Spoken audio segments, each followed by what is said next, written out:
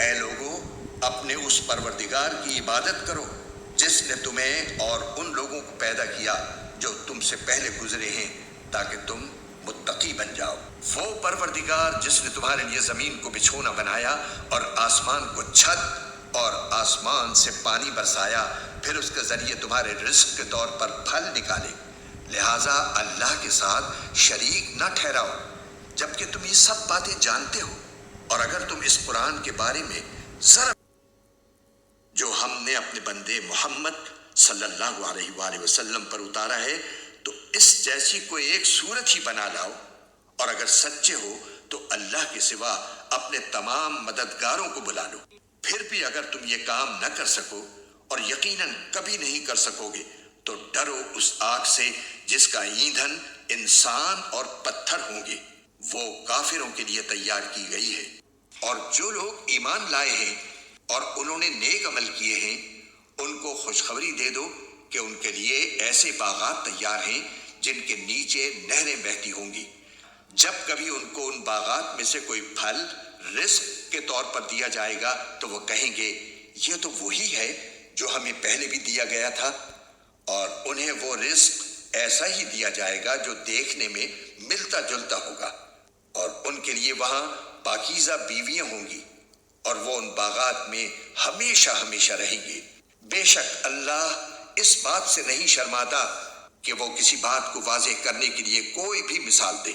چاہے وہ مچھر جیسی معمولی چیز کی ہو یا کسی ایسی چیز کی جو مچھر سے بھی زیادہ معمولی ہو۔ اب جو لوگ مومن ہیں وہ خوب جانتے ہیں کہ یہ مثال ایک حق بات ہے جو ان کے پروردگار کی طرف سے آئی ہے۔ البتہ جو لوگ کافر ہیں وہ یہی کہتے ہیں کہ بھلا اس حقیر مثال سے اللہ کا کیا مطلب ہے۔ اس طرح اللہ اس مثال سے بہت سے لوگوں کو گمراہی میں مبتلا کرتا ہے اور بہت سوں کو ہدایت دیتا ہے، مگر وہ گمراہ انہی کو کرتا ہے جو نافرمان ہیں۔ وہ جو اللہ سے کیے ہوئے عہد کو پختہ کرنے کے بعد بھی توڑ دیتے ہیں، اور جن رشتوں کو اللہ نے جوڑنے کا حکم دیا ہے انہیں کاٹ ڈالتے ہیں اور زمین میں فساد مچاتے ہیں، ایسے ہی لوگ بڑا نقصان اٹھانے والے ہیں۔ تم اللہ کے ساتھ کفر کا طرز عمل آخر کیسے اختیار کر لیتے ہو؟ حالانکہ تم بے جان تھے، اسی نے تمہیں زندگی بخشی،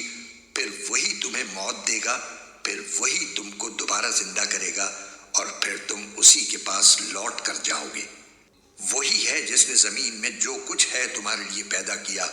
پھر وہ آسمان کی طرف متوجہ ہوا، چنانچہ ان کو 7 آسمانوں کی شکل میں ٹھیک ٹھیک بنا دیا،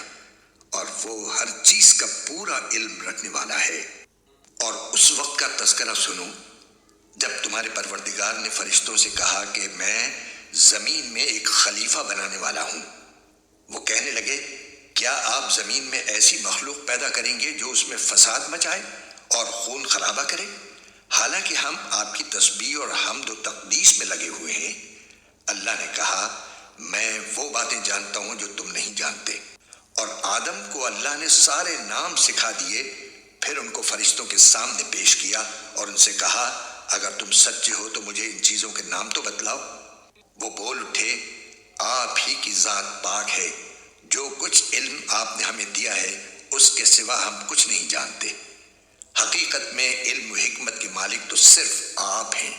اللہ نے کہا آدم تم ان کو ان چیزوں کے نام بتا دو۔ چنانچہ جب اس نے ان کے نام ان کو بتا دیے تو اللہ نے فرشتوں سے کہا کیا میں نے تم سے نہیں کہا تھا کہ میں آسمانوں اور زمین کے بھید جانتا ہوں، اور جو کچھ تم ظاہر کرتے ہو اور جو کچھ تم چھپاتے ہو مجھے اس سب کا علم ہے۔ اور اس وقت کا تذکرہ سنو جب ہم نے فرشتوں سے کہا کہ آدم کو سجدہ کرو،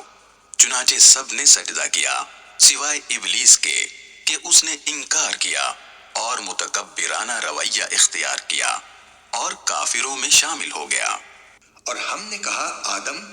تم اور تمہاری بیوی جنت میں رہو اور اس میں سے جہاں سے چاہو جی بھر کے کھاؤ، مگر اس درخت کے پاس بھی مت جانا ورنہ تم ظالموں میں شمار ہوگے۔ پھر ہوا یہ کہ شیطان نے ان دونوں کو وہاں سے ڈگمگا دیا، اور جس عیش میں وہ تھے اس سے انہیں نکال کر رہا، اور ہم نے آدم ان کی بیوی اور ابلیس سے کہا اب تم سب یہاں سے اتر جاؤ، تم ایک دوسرے کے دشمن ہوگے اور تمہارے لیے ایک مدت تک زمین میں ٹھہرنا اور کسی قدر فائدہ اٹھانا طے کر دیا گیا ہے۔ پھر آدم نے اپنے پروردگار سے توبہ کے کچھ الفاظ سیکھ لیے